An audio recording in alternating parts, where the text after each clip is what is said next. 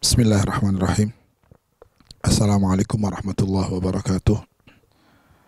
Bismillah, alhamdulillah, wassalatu wassalamu ala sayyidina rasulillah Sayyidina Muhammad ibn Abdullah, miftahi babi rahmatillah, andada ma fi ilmillah, salatan wa salaman daimaini bidawami mulkillah, wa ala alihi wa sahbihi wa man walah, wa la hawla wa la quwata illa billah. Subhanaka la ilma lana illa ma 'allamtana innaka antal alimul hakim.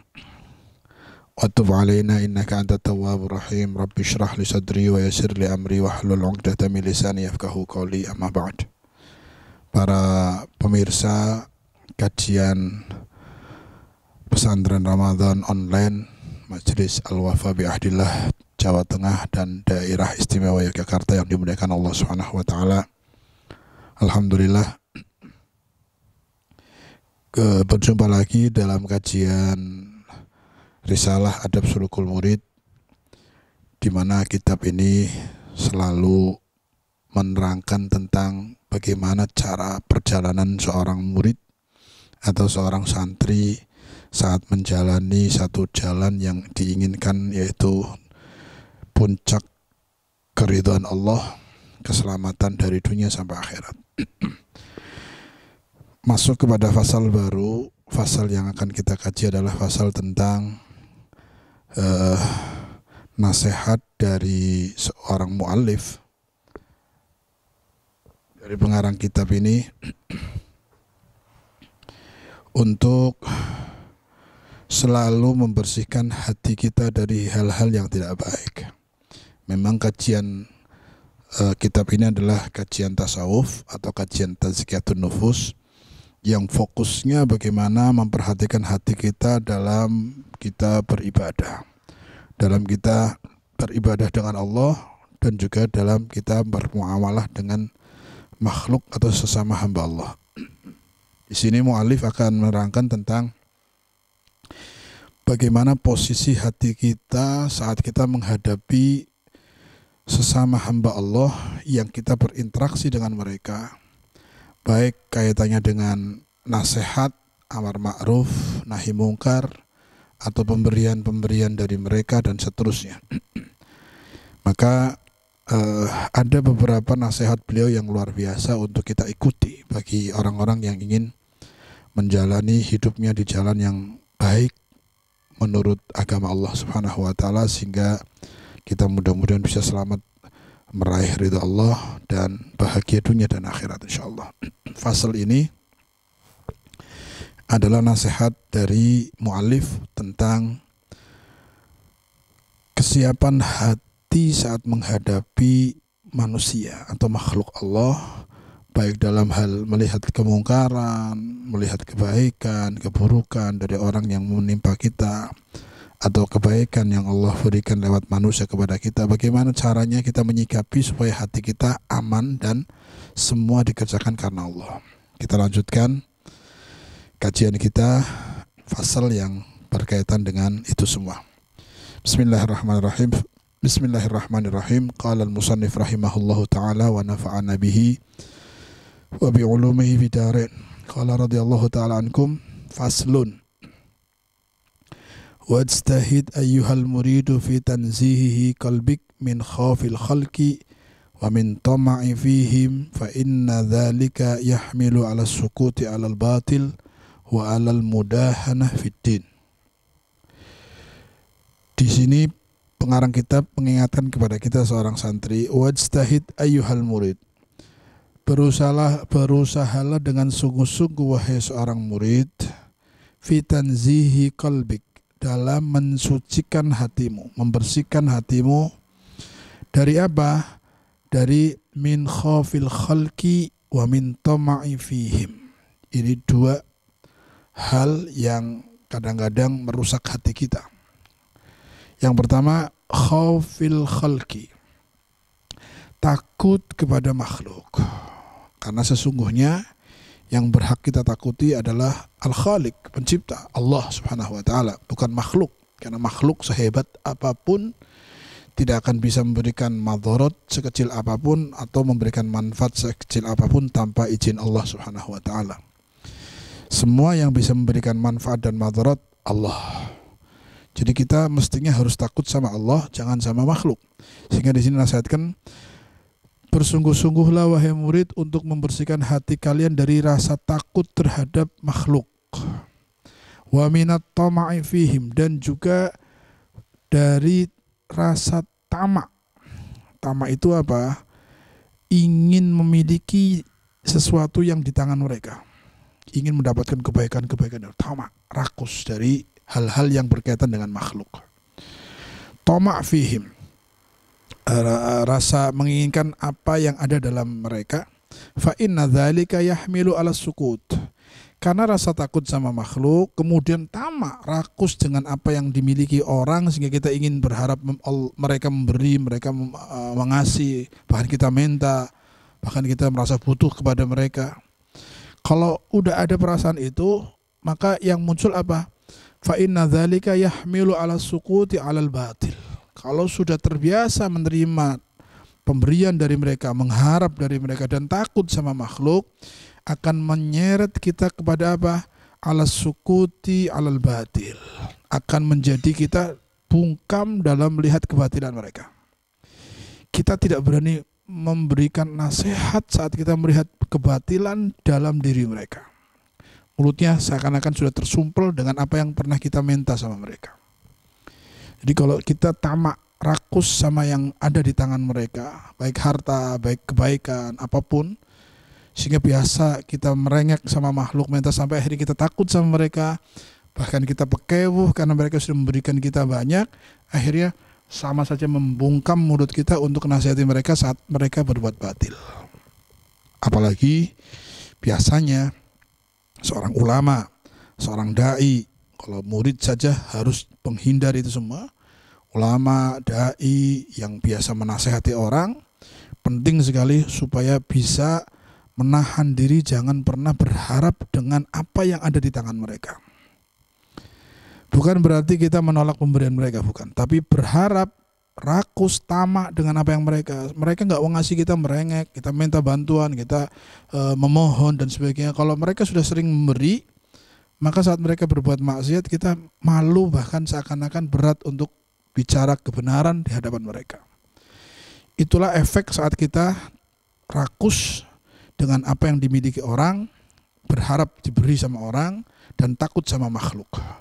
Yang pertama, akan membawa kita diam saat melihat kebatilan.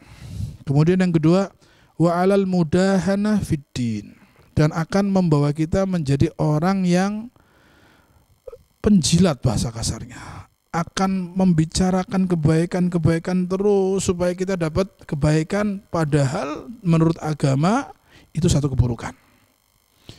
Akan menjadi penjilat dalam urusan agama.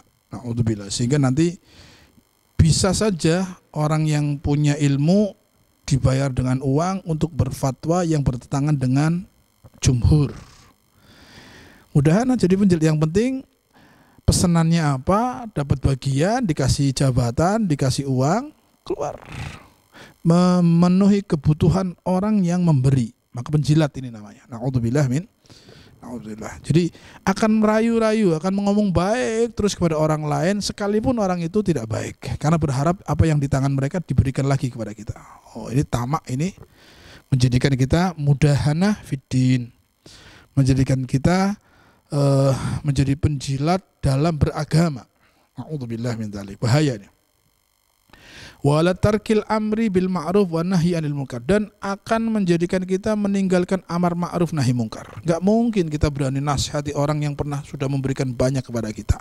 Kalau kita saat itu minta, ngemis, minta sumbangan, minta bagian, minta jatah, minta tender, minta kalau sudah begini, jangan pernah berharap kita bisa nasihati tegas keras, enggak bisa.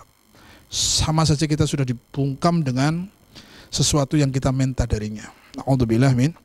Na'udzubillah. Kemudian wa kafa bihi dhullan li sahibihi li'anna al-mu'min azizun bi rabbih la yakhafu wa la yarju ahadan siwa. Orang yang demikian ini, yang punya sifat tomak atau rakus apa yang dalam tangan orang, rakus dalam hartanya orang, kemudian takut sama makhluk, jadi penjilat dan semuanya, maka cukup untuk orang ini satu kehinaan, dzullan, hina, karena dia selalu berharap di tangan orang, diatur orang, tidak berani tegas, nggak merdeka dia.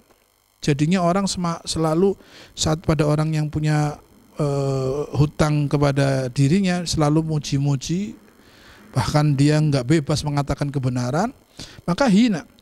Wa kafa bihi dzullan li sahibihi, cukup bagi orang yang tadi punya sifat-sifat tadi dzul, hina, rendah. Pemilik sifat tadi rendah. Li'annal mu'min, karena sesungguhnya orang yang beriman dengan benar imannya, azizun bi rabbihi, mereka mulia dengan Allah, mulia dengan kekuatan kebesaran Allah, enggak butuh yang lainnya. Kemuliaannya hanya berharap dari Allah. Merdeka dia, bisa menyatakan nahi mungkar dengan tegas, amar ma'ruf, mengajak orang kebaikan, melarang orang berbuat mungkar, karena tidak punya kaitan dengan siapapun, tidak takut dengan siapapun, tidak punya hutang budi dengan siapapun, yang dituju Allah. Mukmin ini akan aziz bi rabbih, akan mulia dengan Tuhannya. La yakhafu wa la yarju, tidak takut dan tidak berharap kepada makhluk ahadan siwa, kecuali Allah. Mudah-mudahan Allah kuatkan hati kita untuk bisa istiqomah hanya takut kepada Allah Subhanahu wa taala.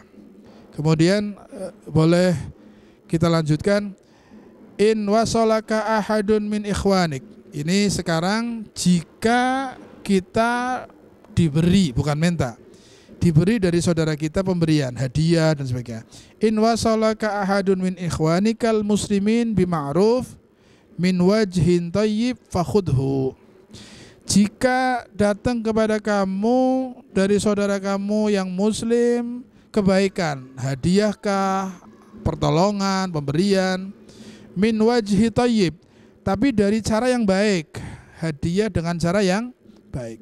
Orangnya memberinya tanpa ada kepentingan. Contohnya bukan karena berharap ingin balasan, tulus, caranya baik. Maka kalau tahu kita caranya baik, orang yang ngasih baik nggak ada kepentingan, fakhudhu in kunta muhtaj. Kata mu'alif ini, ambil kalau kamu memang membutuhkan, nggak apa-apa. Bukan berarti kita menolak semua pemberian orang, bukan.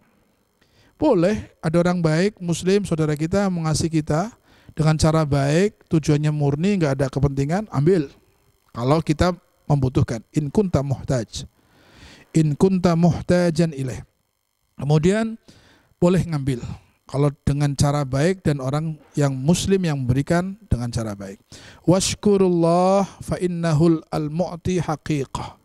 Maka setelah kita ambil, bersyukurlah kepada Allah. Kenapa? Karena hakikat yang memberikan adalah Allah.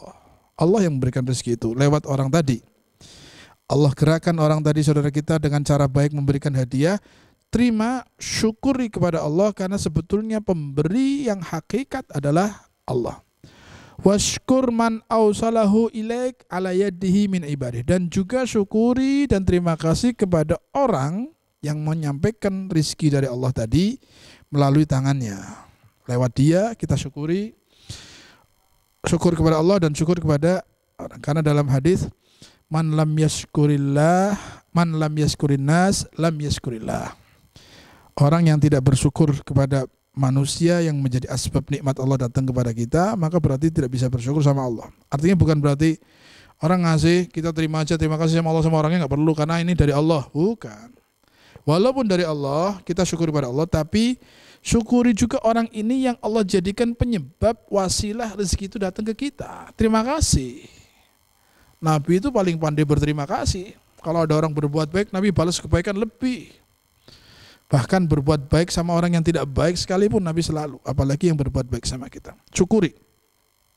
Wa in lam takun laka hajah, tapi jika kamu tidak membutuhkan pemberian itu, kamu tidak butuhkan. Wa in lam takun hajatan ilaih fandur fa in wajadtal aslah liqalbika akhdhuhu fakhudhu. Saat Anda tidak membutuhkan, ada orang mau memberi, sementara sebetulnya nggak butuh banget, maka lihat dulu, perhatikan, Bagaimana? Fa in wajadtal aslah liqalbika, jika kau dapati kebaikan untuk hati kamu, saat terima ini ada kebaikan buat hatinya, enggak ngaruh, enggak karena rakus ngambilnya padahal enggak butuh, tapi enggak, lihat hatinya enggak rusak, baik, ada kebaikan, maka saat ngambil hati ini enggak terpengaruh, ambil, enggak apa-apa. Walaupun enggak butuh. Jaga perasaan orang tadi, ambil. Tapi lihat dulu hati kita gimana. Kalau hati kita saat kita terima ini akan semakin rakus tamak ini. Akhirnya senang dunia, mental lagi. Oh jangan. Tapi kalau aman, ambil. Aurudduhu faruddahu birifkin bihaitsu la yankasir qalbul mu'ti. Kalaupun harus ditolak karena nanti akan pengaruh hati kita, enggak beres hati kita kalau banyak terima. Nanti malah saat nerima nggak bisa nasihati orang tadi karena ada kepentingan dan sebagainya. Lebih baik karena sudah nggak butuh, tolak. Tapi di sini sebutkan faruddahu birifkin, tolak dengan cara lembut dan sopan santun. Bihaitsu la yankasir qalbul mu'min, supaya orang yang memberi tidak tersinggung. Supaya tidak tersinggung. Artinya saat nolak jangan sampai menyinggung perasaan orang yang memberi. Fa inna hurmatal muslim indallahi azimah. Karena kemuliaan muslim, kehormatan seorang muslim di sisi Allah sangat agung. Kemuliaan seorang muslim itu lebih mulia dari Ka'bah. Bahkan dalam hadis, makna hadis,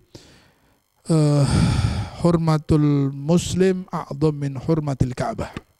Kemuliaan saudara kita orang muslim atau dari umat mukmin, kemuliaannya lebih agung daripada kemuliaan Ka'bah. Bahkan ada satu riwayat saya dengar dari beberapa masyayikh kita, menghancurkan perasaan muslim dosanya lebih parah daripada menghancurkan bangunan Ka'bah. Menghancurkan perasaan saudara muslim lebih parah daripada menghancurkan bangunan Ka'bah. Bahkan ada riwayat 7 kali. Ini perasaan saudara kita yang muslim atau mukmin harus dijaga. Jangan ngomong semuanya, jangan nolak semuanya, jangan bikin orang tersinggung, sakit hati. Penting sekali. Kalaupun harus nolak, tolaklah dengan cara lembut, dengan cara baik, dengan senyuman, dengan penjelasan yang jelas supaya tidak tersinggung. Kemudian wa iyyaka waraddu lisyahwat wal akhd wa iyyaka waraddu lisyuhrah wal akhdha bisyahwat. Ada dua kemungkinan. Ada dua hal yang dua-duanya buruk semuanya. Ini dinasihati oleh beliau. Yang pertama, hati-hatilah kamu. Raddu li syuhrah, nolak supaya terkenal. Terkenal apa? Terkenal waro, terkenal zuhud, terkenal gak senang dunia. Ini nolaknya biar dianggap orang ini, wah ini orang istimewa nih, hebat nih, gak senang dunia nih, waro ini, sufi nih. Nolaknya supaya terkenal. Ini juga hati-hati. Atau kebalikannya, wal akhda bisahwah, ngambil tapi dengan syahwat, nafsu, rakus, tadi tomak, dari siapapun, pakainya hawa nafsu, syahwat. Oh, ini dua-duanya buruk. Dinasihati sama beliau, hati-hati, nolak supaya terkenal atau nerima karena keinginan syahwat nafsu. Dua-duanya tidak ada yang baik. Wali anna ta'khudahu bisahwah, karena kalaupun harus ngambil dengan syahwat, khairun laka min an turaddahu lisyuhrah. Umpama dua-dua buruk ini suruh milih, ngambil dengan syahwat lebih aman, lebih baik daripada nolak supaya terkenal. Ajib ya, padahal nolak kita nggak dapat tahu, tapi supaya terkenal hebat. Ini parah untuk hati, lebih parah yang nolak supaya terkenal daripada ngambil dengan syahwat, ambil dengan keinginan nafsu, rakus ya. Itu dua-duanya buruk, tapi dibanding keduanya yang nolak supaya terkenal orang hebat, ini yang parah. Disebutkan fa inna apa tadi? Wali anna ta'khudahu bisyahwa khairun laka min an taruddahu lisyuhrah. Ngambil dengan syahwat, dengan kemauan lebih baik daripada nolak dengan suhrah, nolak dengan perasaan supaya hebat, dianggap orang yang zuhud, enggak suka dunia, orang hebat. Naudzubillah min dzalik. wal i'rad anid dunya, biar dianggap li syuhrati bizuhud wal i'rad anid dunya, lebih baik ngambil dengan syahwat daripada nolak untuk supaya diangkat, terkenal menjadi zuhud dan orang yang berpaling dari dunia. Kemudian di sini disebutkan wasadiqu, dua-duanya ini bahaya yang kadang-kadang orang nggak bisa membedakan. Nolak dengan syuhrah, nolak dengan supaya dianggap orang hebat, atau ngambil dengan kemauan syahwat, itu kadang-kadang nggak bisa dibedakan kecuali orang-orang yang shadiq. Di sini disebutkan wasadiqu la yaltabisu alaihi amrun. Orang yang jujur, orang yang teguh, yang ikhlas, yang tidak ada kepentingan, gak bisa tertipu dengan dua hal ini. Bisa bedakan. La yaltabisu alaihi amr wala budda an yaj'ala lahu rabbuhu nuran fi qalbihi ya'rifu bihi ma yuraddu minhu. Dan harus Allah, kalau orang yang sidik, yang serius, yang benar-benar ikhlas, pasti Allah akan memberikan hatinya nur, cahaya yang bisa membedakan kebaikan mana yang harus didahulukan, mana yang harus ditinggalkan, dan bisa membedakan ini tujuan ngasihnya untuk apa, nolaknya untuk apa, menerimanya untuk apa, sudah bisa bedakan. Tujuan orang yang ngasih pun bisa diketahui, oh ini tujuannya memberinya ada kepentingan, sehingga bisa nolak dengan baik. Saya ngambil syahwat atau tidak nih, saya ngambil dengan kebutuhan atau dengan rakus, toma, tahu hatinya dikasih nur sama Allah Subhanahu wa taala. Jadi ada kalanya seorang murid itu diuji sama Allah dengan ini tadi. Pemberian-pemberian dari orang pada datang ngasih. Nah ini kalau dia hatinya nggak bisa dijaga, dia akan ambilnya dengan rakus, senang, bangga, rakus, bahkan berharap. Ini bahaya.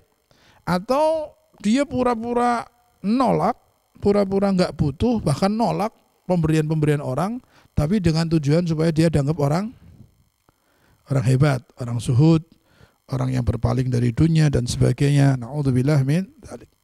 Para masyayikh kita, guru kita memberi satu arahan. Gini, gampang sekali. Saat ada orang beri, lihat orang ini sumbernya jelas tidak, artinya halal tidak. Kalau halal, orangnya yang memberikan halal, nggak ada kepentingan, bukan pejabat pemerintah yang punya kepentingan apalagi untuk nyalon misalnya, bukan untuk kampanye, bukan untuk nyokok suaranya dan sebagainya, tulus, nggak ada kepentingan apa, dilihat usahanya halal, dia memberi nggak ada kepentingan, menghormati kita, nggak gampang. Jangan tolak orang yang beri, jangan minta, jangan tolak, jangan minta. Kalau bisa semakin tinggi, jangan nyimpen. Ini yang berat. Jangan terima, jangan nolak orang yang ngasih tulus, nggak ada kepentingan. Jangan minta, kita minta-minta juga nggak perlu. Nanti kebiasaan rakus. Dan juga tingkatan yang terakhir, kalau bisa jangan terlalu banyak nyimpen. Ambil, gunakan yang baik. Ambil, bantu orang, ambil. Jadi jangan nolak, jangan minta, jangan nyimpen. Ini kalau bisa semacam ini, hati kita akan aman. Makanya kita belajar, lihat pertama, jika kita tidak punya hajat, lihat dulu. Kalau ditolak akan tersinggung, kalau saya terima nggak ngaruh di hati saya dan terima, tapi jangan dengan keinginan syahwat. Kalau jelas nggak baik dan kita nggak butuh, kita tolak. Dan jangan pernah berharap pemberian-pemberian orang yang orang itu akan mempengaruhi kita. Makanya dulu di zaman Habib Abdurrahman bin Muhammad al-Masyhur, seorang mufti di Hadramut sana, seorang ulama besar yang ngarang kitab Mustarsidin. Beliau alim, alam, orang soleh, wali. Itu kalau orang memberikan hadiah sama beliau, dia ngomong, maaf, antum ngasih hadiah saya, kenapa ngasih hadiah saya? Karena nganggap saya orang alim, saya bukan alim, bawa pulang. Saya bukan orang alim. Dia nggak pernah merasa berhak menerima hadiah atas nama orang alim, nggak mau, dia nggak mau orang ngasih. Kemudian kalau kamu ngasih hadiah saya, nganggap saya orang soleh, saya bukan orang soleh, salah kamu, bawa yang soleh lainnya banyak, ditolak, ngasih macam. Akhirnya ada orang yang punya pemikiran supaya Habib ini mau menerima hadiah dan tidak bisa nolak karena ingin ngasih hadiah, tulus. Orang ini susah sekali kasih hadiah karena dia menjaga supaya jangan ngambil karena merasa punya hak. Maka satu saat ada datang orang ngasih hadiah, ya Habib ini hadiah. Apa itu? Hadiah buat antum. Kamu kenapa ngasih hadiah saya? Kamu nganggap alim saya bukan alim. Nganggap soleh saya bukan soleh. Nganggap apa? Enggak pantas saya terima hadiah. Orang ini ngomong, Habib, saya enggak ngasih hadiah karena alim, karena soleh, enggak. Saya ngasih hadiah karena antum Abdurrahman masyhur. Antum Abdurrahman al-Masyhur kan namanya? Abdurrahman bin Masyhur, iya. Antum Abdurrahman masyhur, iya. Sudah anak ngasih karena antum Abdurrahman masyhur. Antum Abdurrahman masyhur, anak ngasih kan antum. Sudah, enggak ada karena alim, karena soleh, karena antum. Kalau antum bukan Abdurrahman masyhur, anak ambil. Tapi kalau antum Abdurrahman masyhur, ambil ini. Hadiah. Akhirnya enggak bisa nolak. Karena memang Abdurrahman masyhur mau ngomong bukan Abdurrahman masyhur enggak mungkin. Akhirnya mau enggak mau diambil. Dan saking hati-hatinya ditanya dulu, itu hadiah kamu ngasih karena lihat saya apa? Alim, saya bukan alim, bawa pulang. Yang alim lainnya ada. Soleh, yang lebih soleh ada. Jangan kasih saya. Masya Allah, zuhud. Hatinya nggak terikat sama dia. Sehingga dia saat menasihati orang, saat memberikan fatwa, saat bebas, merdeka. Nggak pernah nerima pemberian sembarangan orang yang akan mempengaruhi hatinya saat amar ma'ruf nahi mungkar. Mudah-mudahan Allah kuatkan hati kita untuk selalu merasa butuh kepada Allah, jangan merasa butuh kepada makhluk. Allahumma aghnina bifadlika amman siwak, wa bi ta'atika an ma'siyatik, wa bi halalika an haramik. Ya Allah, penuhi kebutuhan kami dari kemuliaan-Mu daripada dari makhluk-Mu. Diberi kemuliaan-kemuliaan dari Allah sehingga tidak butuh sama makhluk. Penuhi rizki dari yang halal daripada dibanding yang haram. Dapat rizki yang mudah-mudahan yang halal, dijauhkan yang haram. Dan dijadikan pegangan kami kepadamu, jangan kepada makhluk. Insya Allah. Mudah-mudahan Allah beri taufik untuk menjaga hati kita. Ini nasihat bagus yang akan dialami kita dalam perjalanan menuju ridha Allah. Pasti akan mengalami pemberian, akan mengalami perhatian kepada orang lain sehingga berharap ingin dikasih dan sebagainya. Ini nasihat yang baik untuk kita supaya hati kita aman dan kita merdeka. Menyampaikan kebenaran kepada siapapun lillahi ta'ala tanpa rasa takut kepada makhluk, hanya takut kepada Allah subhanahu wa ta'ala. Wallahu a'lam bissawab. Wal afu minkum. Assalamualaikum warahmatullahi wabarakatuh.